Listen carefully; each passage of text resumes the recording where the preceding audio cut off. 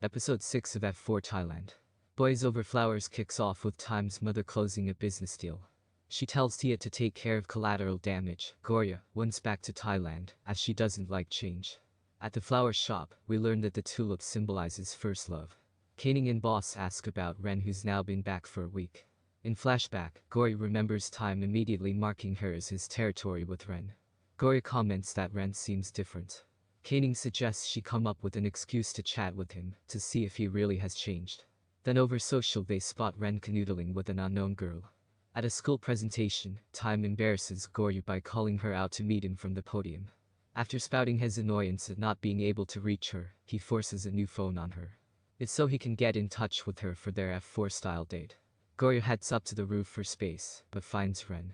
She tells him he seems different and denies dating Time. Ren suggests they date behind his back, but then laughs it off as a joke. He asks whether he's returned from France too late. From the flower shop, Gorya's again talking about Ren.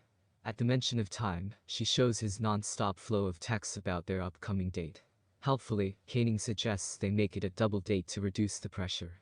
Via video, Time immediately protests a double to the zoo, but says he'll go if she asks nicely, and tells him he's cool, and meows. As the guys snicker, Ren comments that he'll go with her if Time doesn't want to, so Time quickly agrees. As Gorya vents her frustration with Time, Tia shows up to meet her. Gorya talks about Ren having changed and Tia notes that important things, like love, change you. She tells Gorya to let her know if there's any trouble. On her way home, Gorya spots Ren gazing at Mira's billboard. She asks about France, and he tells her how great it was.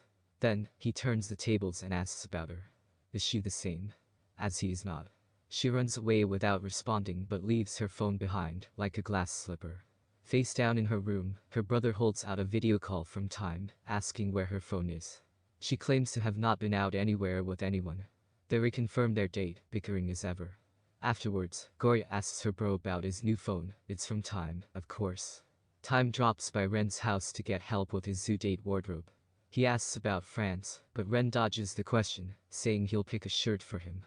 Time finds Gorya's phone on the couch, and Ren notes that she dropped it when they'd met earlier. At the zoo, Kaning's date Tesla immediately makes a bad impression and just keeps on descending. Time manages to hold his water, for the most part. Gorya and Time have a nice date together, with Time admitting he knows they're not a couple, but that he's still hoping. But when talk turns to her phone and she lies about meeting anyone, Time feels the pinch.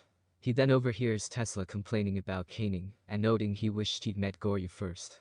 It only takes one lewd comment to set Time punching. He and Gorya argue over the outbreak, with Time walking off in anger. At home, Ren receives a package. Elsewhere, Kaning tells Gorya she and Tesla broke up. And at poolside, Time is still wound up, throwing garden furniture. He says he'd rather go back to the way he was, so the guys push him into the pool to cool down. As consolation, Kevin and MJ explain how relationships work, convincing him to make up with Gorya. Tia overhears and texts Gorya, asking her to be patient with Time. But of course, Gorya's phone isn't working. At his house, Ren opens the mystery box to find his missing sketchbook. At school, Gorya catches news that has her running to find Ren. He tells her about Mira and feeling worthless. In tears, she confesses her feelings too, so he ends up consoling her. Meanwhile, Time's mother prepares to head back to Thailand. She explains that tulip mania has been a rapid change in demand. As she holds a photo of Time and Gorya, she notes that change is always dangerous. The higher something rises, the harder it crashes, and the more dangerous things get. From across the way, Time observes Gorya and Ren's ending explained of episode 6. The tulip, a symbol of unforgettable first love, is this week's theme. And demand is ramping up as a newly blossomed Ren puts the moves on Gorya. But is Time the only one taking it seriously? Maybe not. The relationship between love and change also leads us to where things are going with Time's mother, indicating she won't have any sympathy or empathy for a potential love match for her priceless son. As Ren mourns his love for Mir, he tries to block out his feelings in a manner counter to his nature. Rather than his typical head in the sand, he seeks balm in others. But acting so differently, he's like an alien in a Ren suit. Dusutivnicsak pulls this off brilliantly, looking both lecherous and uncertain in turns.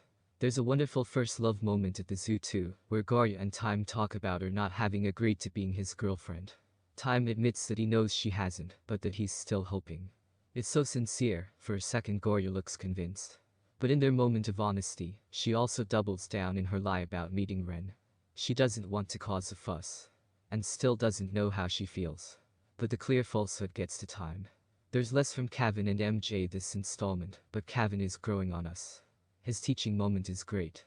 Both guys seem to have made their choices about the love triangle, but of course, still CF4 is the most important thing. As the story progresses, they continue to have respect for Gorya as a person interesting considering their own relationships with anyone outside the huddle. As for Winopa's Yamkajan as Kevin, he's a bit more natural this week. Maybe he's reached a comfort level with the character, or perhaps we're so sucked into the story we're just accepting it. Let's go with progress for now, shall we?